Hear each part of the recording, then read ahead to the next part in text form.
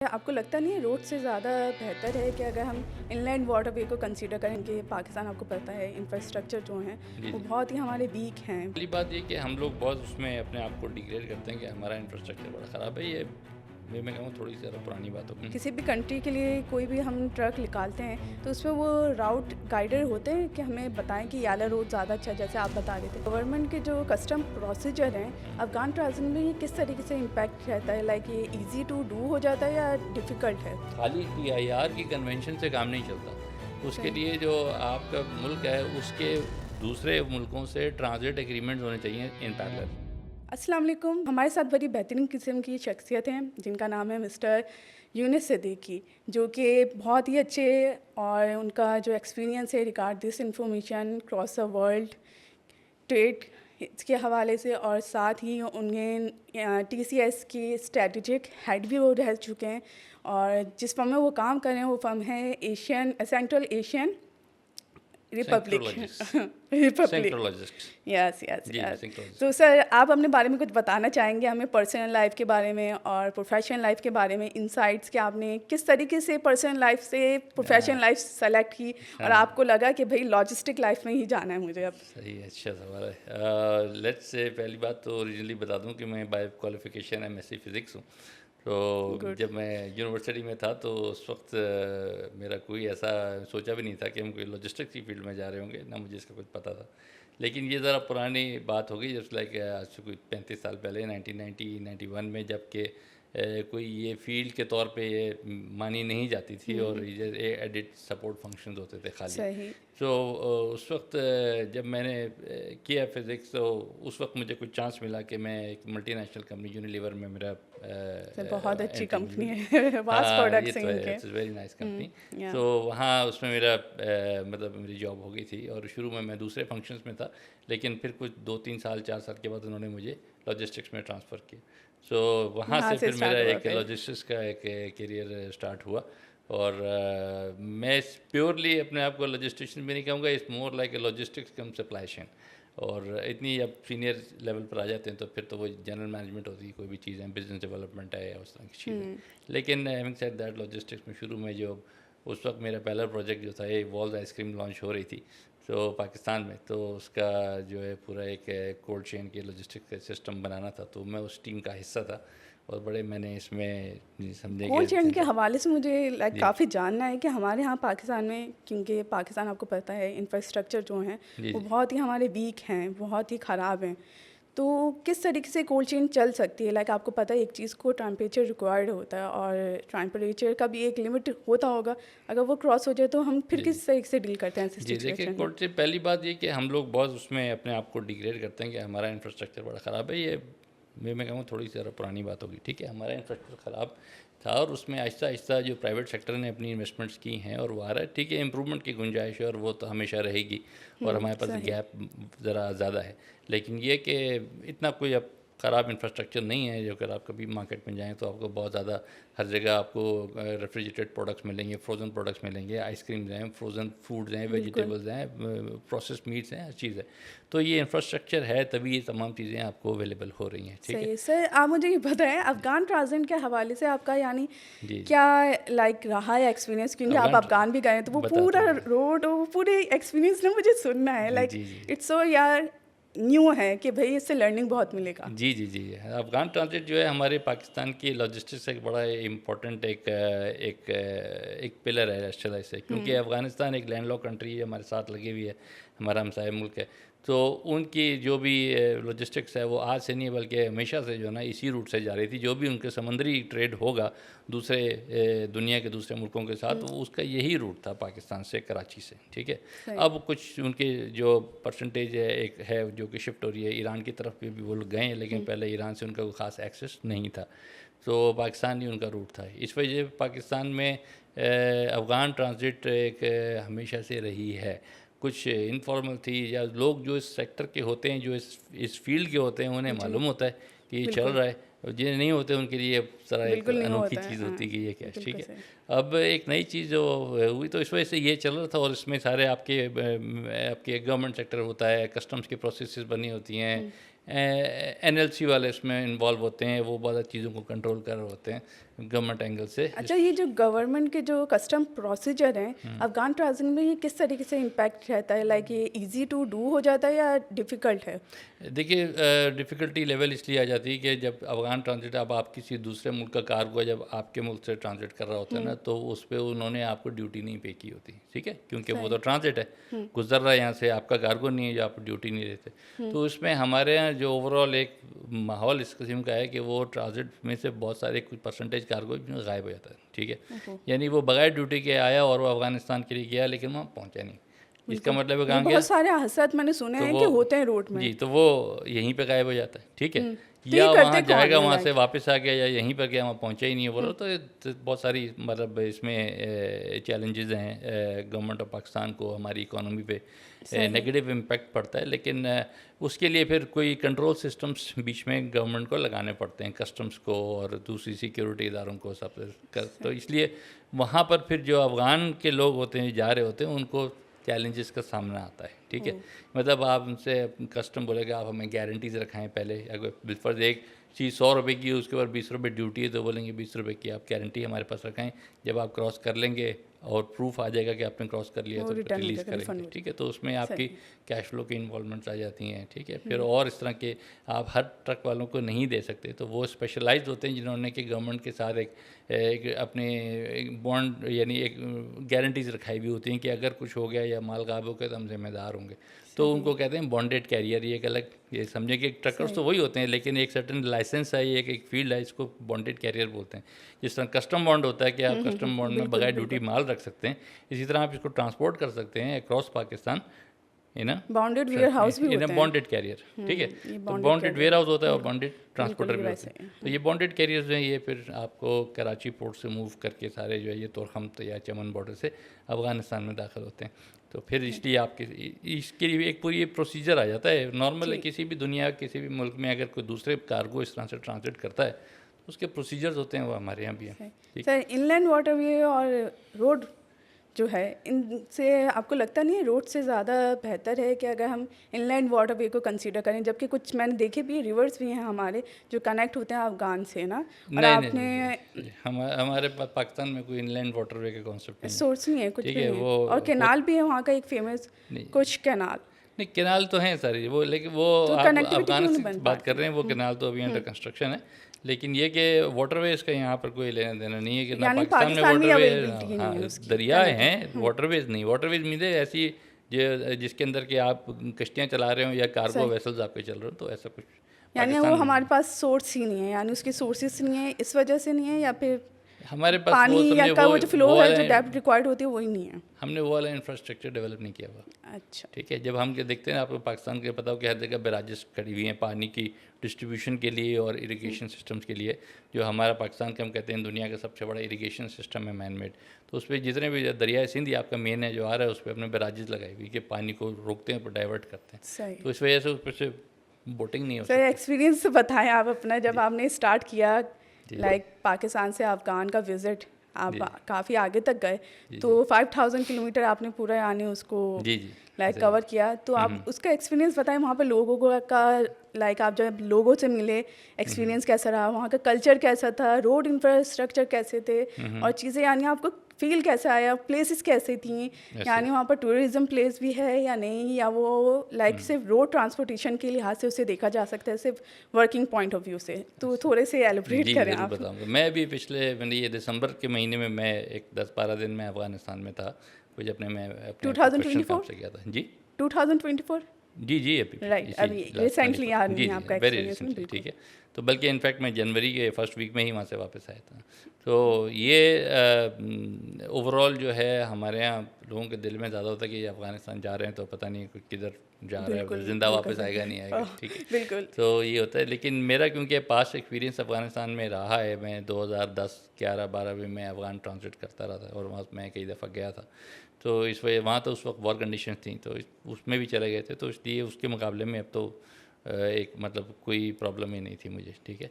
और अलबत्ता ये है कि कुछ वहाँ जाते हैं तो वो हर बंदा वहाँ पे उर्दू नहीं बोलता, या ज़रूरी नहीं कि हर बंदा आपसे बड़ा फ्रेंडली हो या लैंग्वेज कुछ हो। बैरियर आ गया, तो इसे आपने हाँ, किस तरीके से कवर किया? इसलिए तो जब हम जाते हैं, वो भी मैं बाय एयर नहीं गया था बल्कि मैं बाय रोड तोरखम के थ्रू गया था, जो ट्रकों का तो वो रूट है कौन जो। कौन से स्पॉट्स है जिनके थ्रू आप यानी बाईपास होते हुए गए हैं? बताता हूँ, ठीक है। तो वो भी उसमें बताएं ये आप। है कि वहाँ का जो बेहतर सिस्टम ये होता है कि जब आप कोई देखिए, वो कोई वेकेशन करने की जगह अभी भी नहीं है, ठीक है।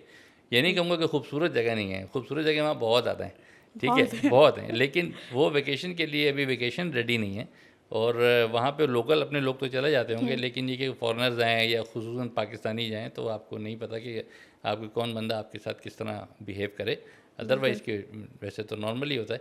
तो इसलिए जब हम लोग जाते हैं तो हमारे पास कोई बिजनेस काउंटर पार्ट होता है, तो उसे हम बता देते हैं, तो वो हमें वो फिर एक फेवरिज्म मिल वो जाता है, हमें वहाँ फिर पर वो पर्सन भी हमें दे फिर देते हैं। तोरखम पे लेने आते हैं, ठीक है। सही। तो यहाँ इस वक्त अफ़गानिस्तान के हिसाब से मतलब टूरिज़्म पे अभी हम कोई ख़ास बात नहीं कर सकते, वहाँ जगह बहुत है वहाँ पे, क्योंकि हिस्ट्री अफ़गानिस्तान में बहुत ज़्यादा रही है, जंगें बहुत हुई हैं, सारे आपके मुग़ल जो भी आपके इन्वेडर्स थे या कॉन्करर्स थे वो सब उसी डायरेक्शन से आए थे। और सही। इसे तो आपका बड़ी हिस्टोरिकल जगह है वहाँ पे, जो आप अपनी हिस्ट्री की किताबों में पढ़ती रहती हैं। गज़नी का नाम सुना हुआ है, कंधार का नाम सुना हुआ है, जी, जी। काबुल तो सबको पता ही है, ठीक है। तो जी। मज़ार शरीफ है, ये सब इस तरह की। तो ये इस पूरे ट्रिप में मैं तमाम ही मैंने जगह कवर करी और बाय रोड करी, तो बड़ा अच्छा मज़ा आया। और मौसम भी अच्छा था, सर्दियाँ थी तो कोई गर्मी अच्छा, वर्मी नहीं इसमें थी। हम रोड ट्रांसपोर्टेशन के हवाले से अगर देखें तो किस तरीके से हम उसे इम्प्लीमेंट कर सकते हैं यहाँ पर? जैसे TIR और विज नॉन TIR, इनका यानी डिफरेंशिएट अगर आप डिफाइन करें, थोड़ा बताएं ताकि जी हमारे जी, इल्म में इजाफा हो। सही है, सही है। तो मैं आपको चल पहले बताता हूँ कि TIR क्यों, पाकिस्तान के हिसाब से TIR एक बहुत ही एक नई चीज़ है, और बहुत सारे लोग हैं जिनको बहुत ज़्यादा क्लियर नहीं है, हालांकि बिल्कुल अब पता भी काफ़ी नहीं, अभी चीज़ हो नॉलेज चुके भी हैं। नहीं है। हाँ जी, मुझे भी लाइक अवेयरनेस हुई जब मैंने आपकी प्रोफाइल देखी, तो मुझे पता चला है जी कि जी जी ऐसा भी हो रहा है काम। जी जी।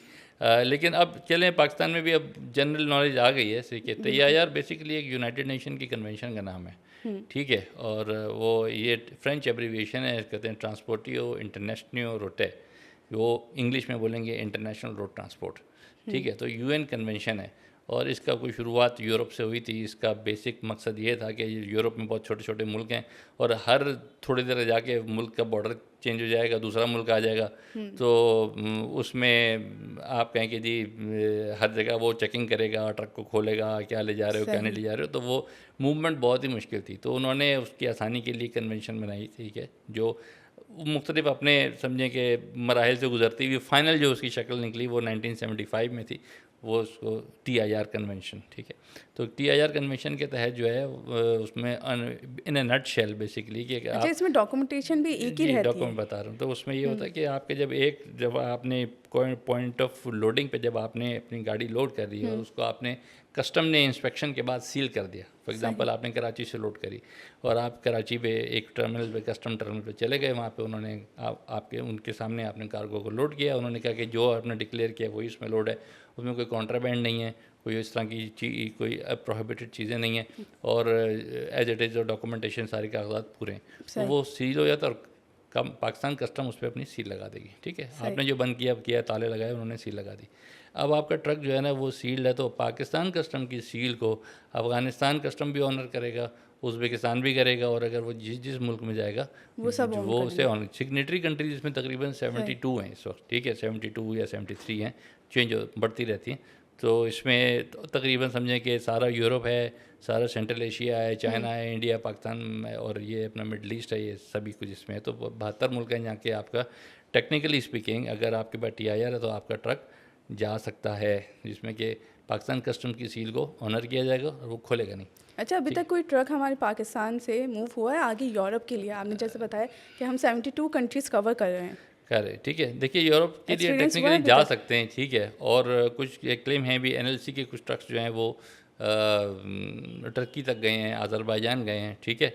और यूरोप का जो है वो बेसिकली इसलिए बनता नहीं है कि वो इकोनॉमिकली वायबल नहीं है। जितना आप ट्रकिंग पे जितना दूर जाएंगे तो कॉस्ट बहुत बढ़ जाती है, डेज़ भी बढ़ जाते हैं। डेज भी बढ़ेंगे, नहीं टाइम डेज ज़रूरी नहीं है बढ़ेंगे, हो सकता है कि शिपिंग के मुकाबले में दिन कम हो जाए, लेकिन कॉस्ट उसकी बढ़ जाती है। तो फिर फ्यूल लोग वगैरह के कहते हैं कि लिहाज नहीं से। हमें जो है वो वायबल नहीं है, हम बाई सी भेज देंगे, क्योंकि स्पेशली पाकिस्तान में अब आपका तो सी लगा हुआ, आपका कराची पोर्ट है, तो यहाँ से वो पोर्ट से जाएगा तो उसे उसे हो लेकिन सकता है। बाई सी 30 डेज़ तो लेता ही है, क्योंकि बाई सी भी हमारे यहाँ ना बहुत कम शिप्स हैं जो डायरेक्ट आती हैं, वरना ज़्यादातर इनडायरेक्ट शिप्स होती हैं, या वाया दुबई या सिंगापुर नहीं, आ इससे रही कोई होती फ़र्क हैं। नहीं पड़ता, उससे आके दुनिया नहीं भर में पड़ेगा शिपिंग अलग, चलती है तो इधर उधर से लगते लगाते जा रहे होते हैं, कोई सही। उससे लेकिन नहीं। रोड का लाइक इतना खास नहीं है। हाँ, नहीं, लेकिन असल बात आती है कॉस्ट की ना, कि अगर आप कहेंगे मैं आपके एक कंटेनर पे आपकी कॉस्ट में $5,000 बढ़ा दूंगा या $10,000 बढ़ा दूंगा, तो आप कहेंगे भी रहने दो, ठीक है, अनलेस कोई एक्यूट इमरजेंसी हो, ठीक। तो वो और बात है। तो इस वजह से जो है, जो इकोनॉमिकली वाइबिलिटी होती है ना, वो ज़्यादा होती है कि करीब के रीजन्स में होती है, ठीक है। यूरोप हो तो आप कहीं जर्मनी भेज दूंगा तो भेजने को तो भेज सके, लेकिन एक और चीज़ है, खाली TIR की कन्वेंशन से काम नहीं चलता। उसके लिए जो आपका मुल्क है उसके दूसरे मुल्कों से ट्रांजिट एग्रीमेंट्स होने चाहिए इन पैरेलल, ठीक है। आप TIR सिग्नेटरी हैं, वेरी गुड। तो इसके TIR is a customs arrangement, कि जी कस्टम की सील को दूसरा कस्टम वाला ऑनर करेगा और ट्रक को खोलेगा नहीं। लेकिन क्या उस ट्रक को जाने की इजाज़त होगी? ये कस्टम का काम नहीं है, ये गवर्नमेंट का, मिनिस्ट्री ऑफ कॉमर्स का और उस मुल्क की हुकूमत का काम है कि वो ट्रक को आपको अलाउ भी करता है इन द फर्स्ट प्लेस या नहीं करता, ठीक है। सही। तो वो अलाउ करेगा तो फिर कस्टम की बात आएगी ना, अगर वो अलाउ ही नहीं करता जाना तो फिर क्या करें, स्टक हो जाएगा फिर। ठीक है। तो इसलिए, और खुसूसन पाकिस्तानी ट्रकों पे बहुत सारे लोगों को शक होता है, ठीक है ना ठीक है। हमारे रहते इस वजह से आपके इस वक्त पाकिस्तान के लिए TIR तो यहाँ कोई तकरीबन कोई 2015-16 में पाकिस्तान ने साइन कर दिया था, लेकिन बायलैटरल ट्रांजिट एग्रीमेंट होते होते कई साल लगे। तो अब इस पोजीशन में है कि पाकिस्तान में आप सेंट्रल एशिया के तमाम मुल्कों से आपके बायलैटरल एग्रीमेंट्स हैं, यानी ऑलमोस्ट ठीक है, सिवाय एक तुर्कमेनिस्तान, एक मुल्क है जो लोगों को ज़्यादा एंटरटेन नहीं करता, ठीक है। तो अच्छा, वो आपको भी नहीं ओके। करता, बस उनका प्रॉब्लम है, ठीक है। तो लेकिन बाकी उज़्बेकिस्तान है, ताजिकिस्तान है, कज़ाकिस्तान है, इवन रशिया से आपका बायलैटरल एग्रीमेंट साइन है। तो टेक्निकली बल्कि कुछ ट्रक जो हैं पाकिस्तानी वो मॉस्को तक जा चुके हैं, ट्रायल रन होते हैं, लेकिन ये कि आप ट्रायल रन क्या इकोनॉमिकली वाइबल होगा तो जाएगा, नहीं होगा तो नहीं जाएगा, ठीक है। वो शुरू में एक आध दफ़ा दिखाने के लिए, झंडा गाड़ने के लिए चले जाते हैं, ठीक है। अच्छा सर, ये यंग जो हमारे जो फ्रेट फॉरवर्डर्स हैं या लॉजिस्टिक कंपनीज हैं, वो किस तरीके से इस पे पार्टिसिपेट करें, इसे किस तरीके से ज्वाइन कर सकते हैं? वो क्या स्ट्रैटेजीज होंगी, वो क्या स्टेप्स होंगे उनके लिए जो वो फॉलो करें और वो भी यानी इस कामयाबी की सीढ़ियाँ चढ़ें? देखिए, दो चीज़ें, एक है कि जी बिज़नेस लेवल पे कैसे होगा, यानी ऑर्गेनाइजेशन लेवल पे, एक फॉरवर्डिंग कंपनी है वो इसमें कैसे TIR में पार्टिसिपेट कर सकती है, ठीक है। और दूसरा ये है कि आपका एक इंडिविजुअल जो प्रोफेशनल है वो क्या कर सकता है, ठीक है। तो देखिए, किसी भी फॉरवर्डिंग बिजनेस में चाहे वो TIR और नॉन TIR जो है ना, वो तो बेसिकली एक मोड ऑफ ट्रांसपोर्ट है, ठीक है। TIR में आप जाएंगे तो यही पाकिस्तानी ट्रक जो आप यहाँ लोड करेंगे, ये सीधा जो है ना अफ़गानिस्तान क्रॉस करके उज़्बेकिस्तान या ताजिकिस्तान में चला जाएगा। और अगर नॉन TIR होगा तो ये पाकिस्तानी ट्रक जाएगा अफ़गान बॉर्डर तक, वहाँ से वो ट्रक चेंज होगा, कार्गो दूसरे ट्रक में, अफ़गानी ट्रक में डालेंगे, वो आगे जाएगा उज़्बेक बॉर्डर पर, फिर दोबारा ट्रक चेंज होगा, फिर कार्गो उज़्बेक ट्रक में जाएगा, फिर वो आगे जाएगा, क्योंकि जो ट्रक जा रहे हैं वो ऑथराइज नहीं है दूसरे मुल्क में जाने के लिए, ठीक है। TIR में जाते हैं तो TIR का ट्रक ऑथराइज्ड है दूसरे मुल्क में जाने के लिए, तो जा सकता है, इसके अलावा और कोई फ़र्क नहीं, ठीक है। तो इसमें जब आप बिज़नेस लेवल पे आते हैं तो इससे कतई नज़र कि आप TIR पे भेज रहे हैं या नॉन TIR पे भेज रहे हैं, असल चीज़ ये है कि क्या आपके हाथ में बिज़नेस है या नहीं है, क्या आपका कोई काउंटर पार्ट वहाँ पर फॉरवर्डर सेंट्रल एशिया में बैठा हुआ है, क्या वो कार्गो आपको देने को तैयार है, आपके थ्रू काम करने को तैयार है, पाकिस्तान का कॉरिडोर इस्तेमाल करने के लिए तैयार है या कोई और कॉरिडोर इस्तेमाल कर रहा है, ठीक है। तो अब जैसे सेंट्रल एशिया में ज़्यादा, क्योंकि पाकिस्तान तो बहुत रीसेंट फिनोमेना है ना यहाँ पे, पहले हमारा उनके साथ कोई ट्रेड लिंक थे ही नहीं, ठीक है, क्योंकि हम तो अफ़गान वॉर में तो हम सोवियत यूनियन हमारा दुश्मन था, ये सारे सोवियत यूनियन का हिस्सा थे, तो हम तो लड़ रहे थे इनके साथ, ठीक है। तो इसलिए हमारे उनके साथ कोई खास ट्रेड नहीं थी, अभी भी बहुत कम है, तो अलबत्ता के प्लान्स हैं उसको एक्सपेंड करने के। तो इसमें जब आप जाते हैं एज ए फॉरवर्डिंग कंपनी, तो पहली बात तो आपको वहाँ पे क्लाइंट ढूंढना है कि आप कार्गो आपका अपना तो नहीं है ना, किसी और का कार्गो है, तो वो जो किसी और जो है उधर बैठा हुआ है मुल्क में, क्या वो पाकिस्तान से आने को तैयार भी है कि नहीं, ठीक है। पहली बात, क्यों? क्योंकि उसके कहीं और रूट्स से एग्जिस्टिंग काम कर रहा है, जो एक बहुत बड़ा उनका रूट है वो ईरान के थ्रू है, हम लोग नहीं करते, US सैंक्शन की वजह से हम अवॉइड करते हैं, लेकिन वो लोग उनके थ्रू काम करते हैं, ईरान दुबई से होता है उनका ज़्यादा कार्गो, वहाँ से वो ईरान से काम करते हैं, वो लोग चाइना से काम करते हैं, वो लोग रशिया से काम करते हैं, वो लोग आज़रबाईजान से और तुर्की से काम करते हैं, ये सब उनके मुख्तलिफ कॉरिडोर एग्जिस्ट करते हैं। तो उसमें बात आ जाती है इकनॉमिक्स की कि क्या आप कम्पीट कर सकते हैं उनसे या नहीं, ठीक है। तो कुछ एरियाज़ में हम कर सकते हैं, कुछ एरियाज़ में नहीं कर सकते, ठीक है, सीधी सी बात है कि आप हर जगह हर चीज़ में सबसे बेस्ट नहीं है, हो भी नहीं सकते, ठीक है। मिसाल के तौर पे एक कार्गो जो है वो इजिप्ट से आ रहा है, इजिप्ट से वहाँ जाना है तो इजिप्ट के लिए आसान तरीन रूट है कि इजिप्ट से आएगा टर्की और टर्की से आगे चला जाएगा, ठीक है। इजिप्ट से पहले घुमा के अगर पाकिस्तान आएगा तो वैसे ही महंगा पड़ जाएगा, टाइम भी ज़्यादा लगेगा और टाइम भी उतना लगेगा, ठीक है। इसी तरह लेकिन अगर इंडिया की बात करेंगे, इंडिया का उनके साथ ट्रेड अच्छा है, तो इंडिया से बात करेंगे तो इंडिया के लिए जो इकोनॉमिकल कॉरिडोर क्या है, या पाकिस्तान है या ईरान है। इंडिया के लिए इकोनॉमिकल कॉरिडोर ये नहीं है कि वो पहले चाइना भेजेगा फिर चाइना से आगे भेजेगा, ठीक है, तो ये नहीं बनेगा। या दुबई से आप भेज रही हैं कोई ट्रेड, दुबई ट्रेडिंग का हब है, बहुत सारी कंपनियाँ यहाँ पे स्टॉक पॉइंट बनाती हैं, वहाँ से भेजती हैं, तो ठीक है। दुबई से भी होती है ट्रेडिंग रूट की? होती है, ठीक है। TIR का पार्ट है दुबई वैसे? जी है, TIR का भी पार्ट है, ठीक। तो इसलिए ये it's all depends on economics, origin क्या है, डेस्टिनेशन क्या है, रूट क्या है। फिर ईरान के क्योंकि फ्यूल कॉस्ट बहुत कम है, तेल उनका है और वो बहुत सब्सिडाइज़ करते हैं फ्यूल को अपने, तो हमारे पाकिस्तान के मुकाबले में ये उनका जो ऑयल है वो हार्डली 10% भी नहीं है, 5-6% है टोटल। यानी अगर हम 100 रुपये लीटर अगर लेंगे तो वो 6 रुपये लीटर लेगा, ठीक है, इतना सस्ता, यानी तकरीबन मुफ्त है हमारे हिसाब से, ठीक। तो उसकी कॉस्ट डेफिनेटली कम आती है। फिर ईरान का रेलवे स्ट्रक्चर जो है ना, इंफ्रास्ट्रक्चर वो बहुत हाईली डेवलप्ड है, तो इसलिए वो उनको इकोनॉमी स्केल भी मिल जाते हैं, ठीक है। अच्छा, एज अ फ्रेट फॉरवर्डर का हम बात करें जी जी, कि फ्रेट फॉरवर्डर क्या इसमें राउट जो हम रोड लेते हैं, आपने बताया डिफरेंट स्पोर्ट्स हैं, 72 कंट्रीज़ हैं, किसी भी कंट्री के लिए कोई भी हम ट्रक निकालते हैं तो उसमें वो राउट गाइडर होते हैं कि हमें बताएं कि ये वाला रोड ज़्यादा अच्छा है, जैसे आप बता रहे थे कि ये वाला फिजिबल नहीं है अगर पाकिस्तान से होता जाएगा। नहीं ऐसा तो कोई दिस टाइप ऑफ थिंग्स, ऐसा कोई गाइड नहीं होता। देखिए अगर उज़्बेकिस्तान में एक कोई पार्टी है जिसे अपना कार्गो इंपोर्ट करना है, इंडिया से इंपोर्ट करना है लेट से, सही, तो वो ईरान वालों से भी रेट लेगा और पाकिस्तान वाले से भी रेट ले लेगा। अब वो रेट्स के बेस पे गेम खेलेगा। ऑफ कोर्स, ठीक है, रेट के बेस पे खेलेगा।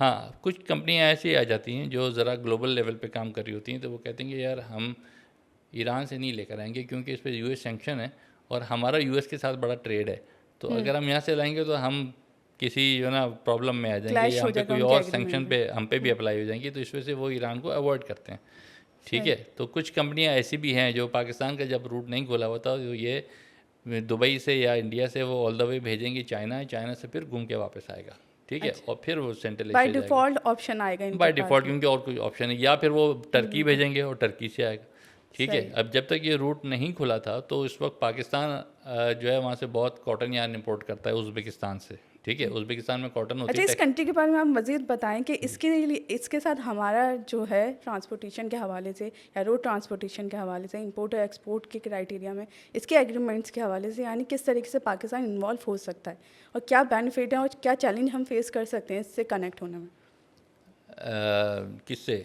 ये कंट्री जो आपने देखें, ये TIR से हम इन्हीं लोगों से कनेक्ट हो रहे हैं ना, ठीक है। सही, हम यहाँ से हमारे एक बीच तो में हम अफगान तो करते ही करते हैं, लेकिन ये वाली कंट्री बिल्कुल न्यू नहीं है नहीं, मेरे मैं लिए। अफगानिस्तान की बात ही नहीं कर रहा हूँ इस वक्त, ठीक है। मैं बात कर रहा हूँ ट्रांजिट टू सेंट्रल एशिया, सही, और मैं 5-6 मुल्क हैं, वो सब हर एक के मुल्क के आगे स्तान लगता है, ठीक है, इसलिए इनको कलेक्टिवली स्तान भी बोला जाता है, ठीक है। पाकिस्तान के साथ पाकिस्तान, अफगानिस्तान, उज़्बेकिस्तान, तुर्कमेनिस्तान, ये सब जो है ना, तो इसको STAN मतलब स्टान्स बोलते हैं सारे के कलेक्टिवली, जितने मुल्क हैं जबकि सबके स्तान लगता है, वो सब इधर ही हैं, ठीक है।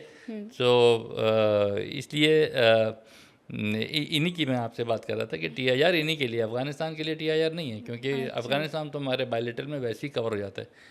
ओके, TIR मुझे आपको लगा वहाँ लाइक चाहिए अफगानिस्तान के लिए बाउंड है, लाइक अफगानिस्तान बॉन्डेड ही होता है, कैरियर, यानी ये अभी समझे तक TIR कैरियर जो होता है ना, वो इंटरनेशनल बॉन्डेड कैरियर होता है, क्योंकि वो सही, सिर्फ पाकिस्तान से भी ट्रांसलेट करेगा, वो अफगानिस्तान से भी आगे ट्रांसलेट भी कर लेगा। सही, तो ये TIR वहाँ चलता है जहाँ के एक से ज़्यादा मुल्क इन्वॉल्व है, यानी आप जैसे सेंट्रल एशिया जा रहे हैं, उज़्बेकिस्तान जा रहे हैं, तो आप पाकिस्तान जाएंगे, अफगानिस्तान, अफगानिस्तान से फिर उज़्बेकिस्तान जाएंगे, तो असल आपको ट्रांसलेट किधर करना है? अफगानिस्तान में करना है, पाकिस्तान से करना है, क्योंकि आपका कार्गो नहीं है। अगर आप बाहर से कहीं से आ रहे हैं, इंडिया से आ रहा है, तो इंडिया से आएगा, पाकिस्तान से ट्रांसलेट करेगा, अफगानिस्तान से करेगा, फिर डेस्टिनेशन पे पहुंचेगा, ठीक है ना। तो ये 2 मुल्क ट्रांजिट हैं, तो इसलिए ये TIR इसमें आपको काम आ जाता है कि ये यहाँ पर हो जाएगा और एक ही ट्रक में आपने लोड कर लिया, भेज दिया, तो आपको बॉर्डर पे परेशानी नहीं है कि कार को खोलो रखो या डैमेज है। बाज़ औक़ात कॉल को बहुत एक्सपेंसिव होता है, तो लोग उसके लिए प्रेफर नहीं करते कि उनका कंटेनर कहीं पे खुले। ठीक है सर, ठीक ठीक है। आप अपना एक्सपीरियंस के बारे में बताएं, जब आपने विज़िट किया, आपने बताया 2024 में आपने पूरा विज़िट किया है, तो वो जो रूट आपने फेस किए वो कौन कौन से स्पॉट्स थे, वो लोकेशन थी जो आप विज़िट करते हुए आप गए हैं? ठीक है, ठीक।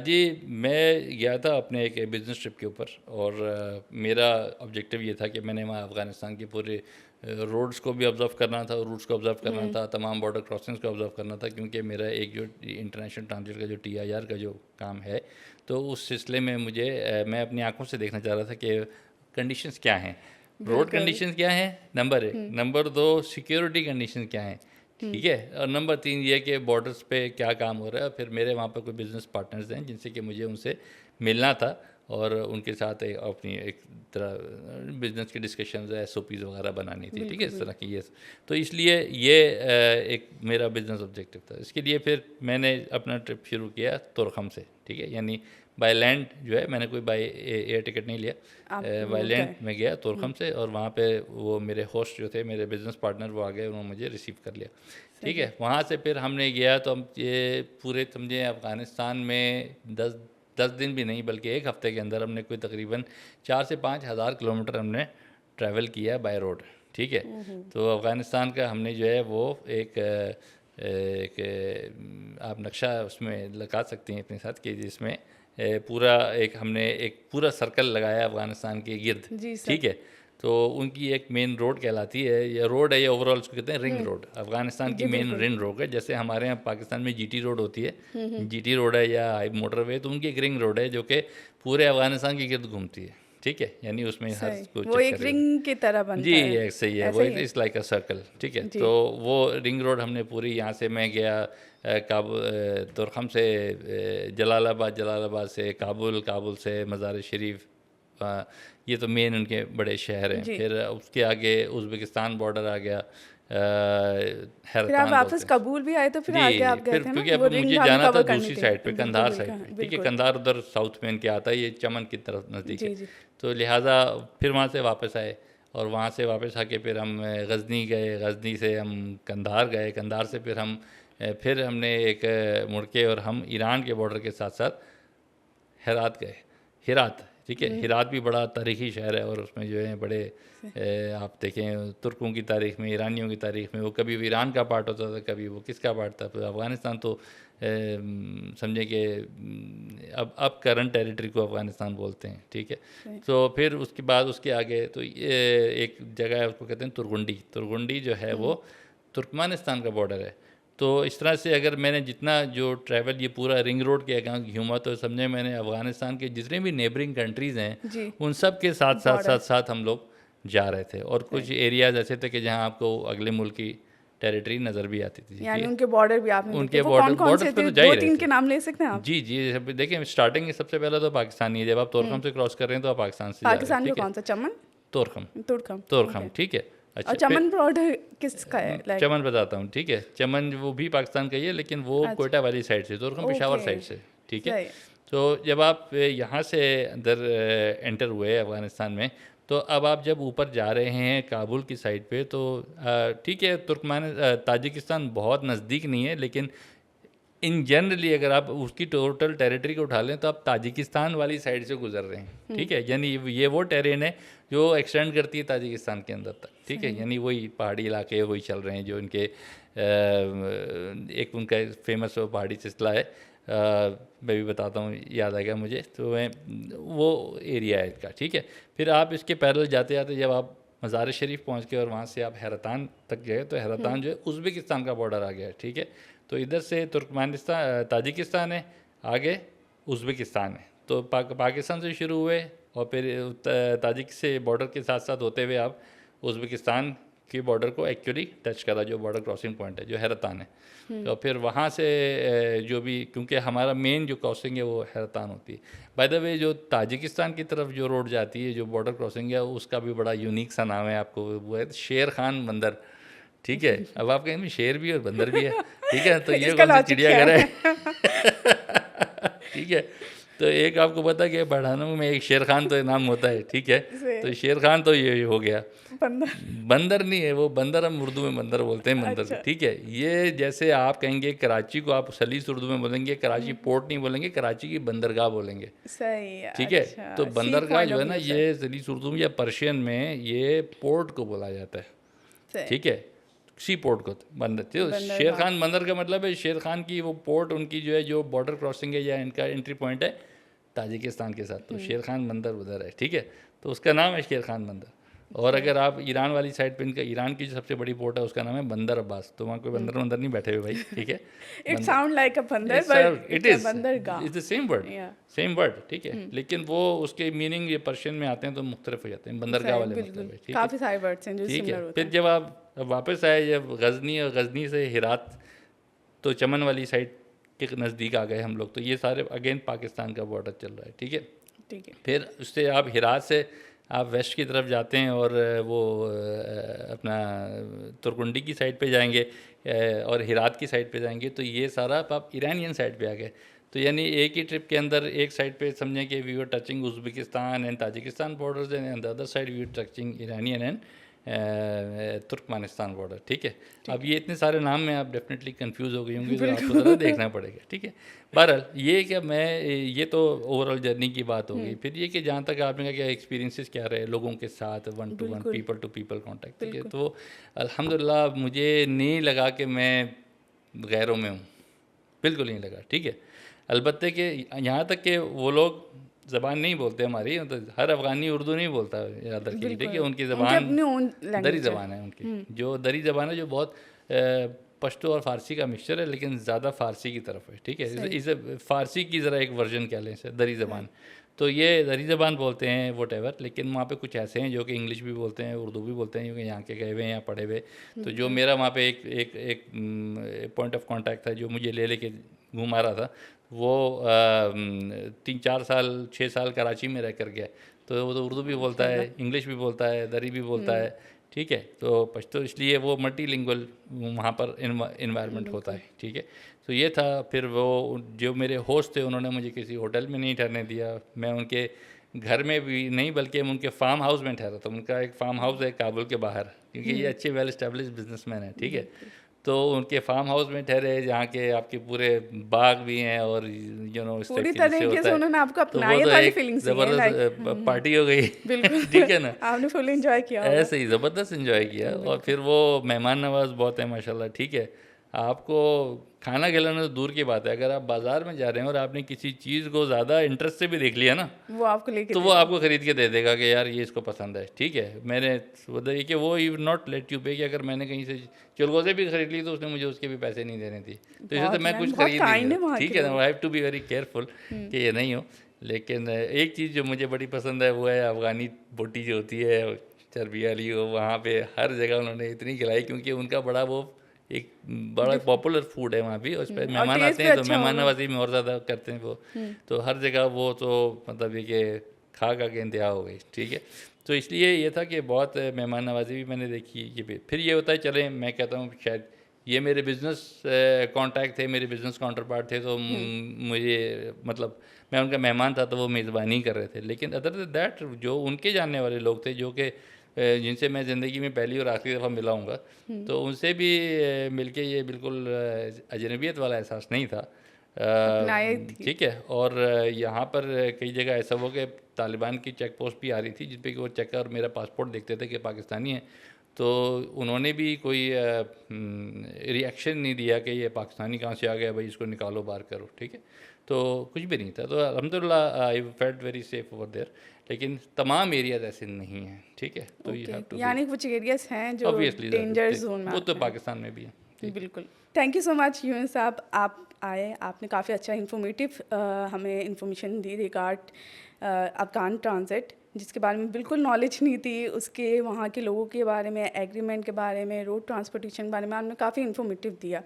तो ये काफ़ी अच्छा रहा हमारे लिए, और थैंक यू सो मच, आपने अपना कीमती टाइम दिया और आपने काफ़ी कोऑपरेटिव वे में जिस तरह से रिस्पॉन्ड दिए। मुझे तो लाइक मज़ा आ गया कि लाइक आपसे बात करने, मुझे लग ही नहीं रहा था मैं किसी बड़ी पर्सनालिटी से बात करी, मुझे लग रहा था बिल्कुल आप यानी बिल्कुल आपको मैं जानती हूँ, जैसे आप मेरे फ्रेंड हो लाइक, या मेरे रिलेटिव में मेरे कज़न या मेरे भाई हो, तो बिल्कुल वो फीलिंग्स आ रही थी, तो बहुत अच्छा लगा। और टेक्नोफिट ने ये स्पॉन्सरशिप दी है, तो please don't forget to like and subscribe हमारा पेज, नहीं भूलिएगा। ज़रूर लाइक कीजिएगा हमारे हर प्लेटफॉर्म पर, और अप्रिशिएट कीजिएगा हमारे पेज को जहाँ तक हो सके वहाँ तक। इंशाल्लाह। और आप जाते जाते एक कोई नगमा, कोई शेर या कोई एक अच्छी बात जिससे हमारे इनमें या नई जनरेशन के बच्चों को या यंगस्टर को हिम्मत मिल सके कि उन्हें अपनी लाइफ में करना क्या है, या कुछ भी ऐसी बात जो वाकई में हमारे लिए बहुत बेहतर साबित हो।